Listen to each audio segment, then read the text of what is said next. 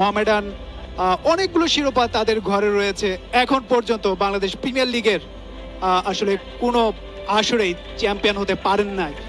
তবে এবার কিন্তু সুযোগটা রয়েছে, যেহেতু টেবিল টপারে অবস্থান। আজকের ম্যাচটা খুবই গুরুত্বপূর্ণ উভয় দলের জন্য।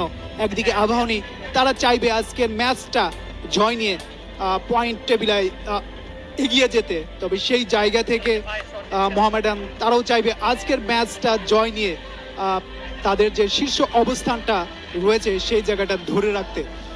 তবে আজকে যদি আসলে মোহামেডান জয়লাভ করে, তবে অনেক ক্ষেত্রে আসলে চ্যাম্পিয়ন হওয়ার দৌড়ে এগিয়ে থাকবে নিঃসন্দেহে। এবং আমরা দেখেছি গত ম্যাচ, যেখানে বসুন্ধরা কিংসকে তাদের নিজেদের দুর্গে উড়িয়ে দিয়ে একটা দুর্দান্ত জয় তারা তুলে নিয়েছিল। সেরাটা দিয়ে পূর্ণ পয়েন্ট চলছে, আমরা দেখতে পাচ্ছি আবাহনী লিমিটেড একটা মুহূর্ত। যদিও বাংলাদেশ প্রিমিয়ার লিগ ফুটবলের আসলে ফাইনাল বলে কিছু নেই, টেবিল টপার